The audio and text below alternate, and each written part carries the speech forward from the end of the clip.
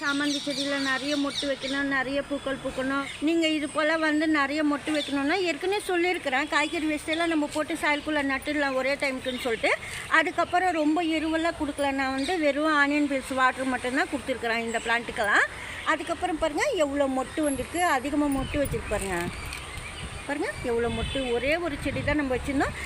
மாட்டு சாணம், காஞ்ச சாணம் வந்து அதாவது மக்கனது கொஞ்சம் தண்ணியில் ஊற வச்சுட்டு ஊற்றணும்னு சொல்லியிருக்கேன். மாட்டு சாணம் வந்து அந்த செடிங்க தான் இதெல்லாம். நட்ஸ்லலாம் கூட ஒரே ஒரு கன்று வச்சு நான் காமிச்சிருப்பேன். இப்போ நல்லா பெருசாகி அதிகமாக மொட்டு வச்சுருப்பாங்க. நடுவில் வந்து இப்போ மாட்டு சாணம் சேர்க்கலன்னு நீங்கள் சாயலுக்குள்ளே அது போல் கூட இப்போது வெரைட்டி கூட விற்கிது. அது கூட தண்ணியில் ஊற வச்சுட்டு நீங்கள் ஊற்றலாம். சின்ன சின்ன கன்று வைக்கிறீங்க, சாமந்தி கன்று வெரைட்டி கூட வாங்கி வச்சுக்கணும். மாட்டு சாணம் வெரைட்டி விற்கும், காய வச்சுட்டு வச்சு விற்பாங்க. அது கூட நீங்கள் கொஞ்சமாக கொண்டு வந்து தண்ணியில் ஊற வச்சுட்டு ஊற்றிடலாம். அதுக்கப்புறம் நல்லா செடி வளர ஆரம்பிக்கும் சொல்கிறேன். நான் எருவெல்லாம் அதிகமாக கொடுக்கல. ஒரே டைம் நான் நட்டுறது காய்கறி வேஸ்ட்டெல்லாம் போட்டு அதுக்கப்புறம் நல்லா மொட்டு வச்சிடும்.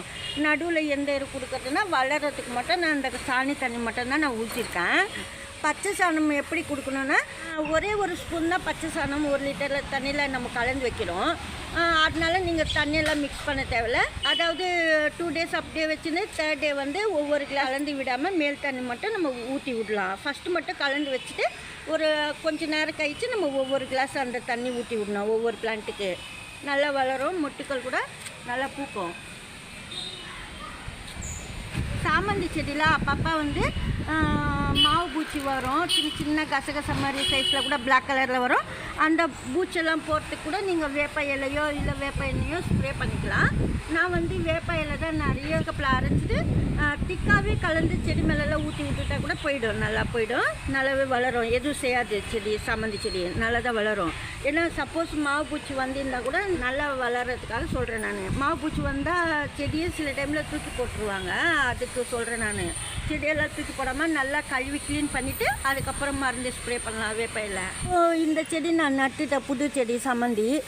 இதில் வந்து நான் காய்கறி வேஸ்ட்டெல்லாம் போடல, அப்படியே செடி நட்டுட்டேன். மணல் கலந்தாப்பில் கடுகு பவுடர் மட்டும் கொஞ்சமாக போட்டுட்டு நட்டு வச்சுட்டேன் நான்.